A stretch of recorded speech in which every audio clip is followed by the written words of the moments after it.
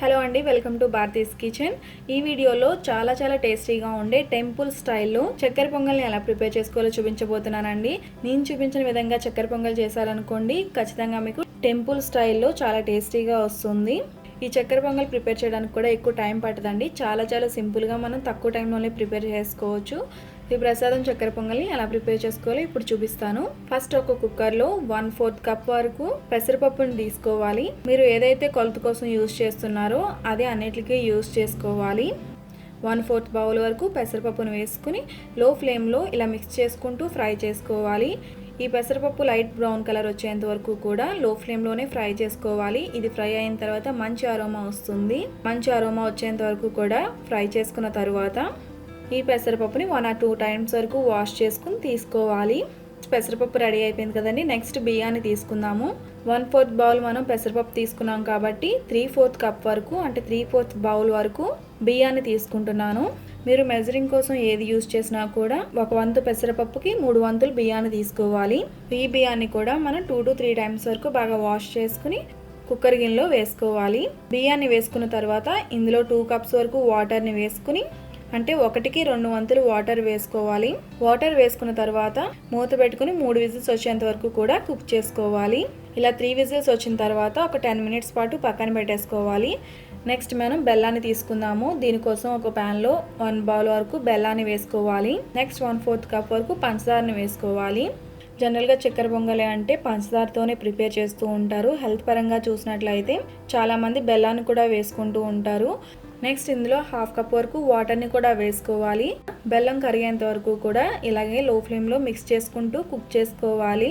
మీరు క్వాంటిటీస్ ఎలా వేసుకున్నా పర్వాలేదండి. మొత్తం బెల్లంతో ప్రిపేర్ చేసుకోవచ్చు, లేదంటే మొత్తం చక్కెరతో ప్రిపేర్ చేసుకోవచ్చు, లేదంటే బెల్లాన్ని పంచదారని ఈక్వల్ క్వాంటిటీస్లో కూడా వేసుకోవచ్చు, లేదంటే పంచదార ఎక్కువ బెల్లం తక్కువ వేసుకోవచ్చు, లేదంటే బెల్లం ఎక్కువ పంచదార తక్కువ కూడా వేసుకోవచ్చు. బెల్లం మొత్తం ఇలా కరిగిపోయిన తర్వాత స్టవ్ ఆఫ్ చేసుకుని పక్కన పెట్టుకోవాలి. ఇక్కడ మనం బెల్లం వేస్తున్నాం కాబట్టి ఇలా వాటర్ వేసి బెల్లాన్ని కరిగించుకుంటున్నామండి. అలా కాకుండా ఓన్లీ పంచదారతోనే ప్రిపేర్ చేస్తున్నారు అనుకోండి, మీరు డైరెక్ట్గా పంచదారని రైస్లో వేసి కుక్ చేసేసుకోవచ్చు. సో రైస్ చూసారు కదండి, ఇలా పొడిలాడుతూ ఉండాలన్నమాట. ఇలా రైస్ కుక్ చేసుకున్న తర్వాత ఆల్రెడీ కరగబెట్టుకున్న బెల్లం వాటర్ని ఇందులో స్ట్రైన్ చేసుకుని వేసుకోవాలి. బెల్లం వాటర్లో ఏమైనా నలకలు ఉంటే స్ట్రైనర్లోకి వచ్చేస్తాయి. బెల్లం వాటర్ వేసుకున్న తర్వాత ఇలా మీడియం ఫ్లేమ్లో కుక్ చేసుకోవాలి. బెల్లం వాటర్ వేసుకున్న తర్వాత ఎక్కువసేపు కుక్ చేయాల్సిన అవసరం లేదండి. మీడియం ఫ్లేమ్లో 2 to 3 మినిట్స్లోనే కుక్ అయిపోతుంది. ఈలోపు మనం డ్రై ఫ్రూట్స్ ఫ్రై చేసుకుందాము. దానికోసం ఒక తాలింపు గిన్నెని తీసుకుని 2 to 3 టేబుల్ స్పూన్స్ వరకు గీని వేసుకుని ఇందులో 2 టేబుల్ స్పూన్స్ వరకు ఎండు కొబ్బరి ముక్కల్ని వేసుకోవాలి. నెక్స్ట్ కొద్దిగా కాజును కూడా వేసుకుని లో ఫ్లేమ్లో ఇలా మిక్స్ చేసుకుంటూ ఫ్రై చేసుకోవాలి. కాజు సగం పైనే ఫ్రై అయిన తర్వాత ఇందులో కిస్మిస్ని కూడా వేసుకోవాలి.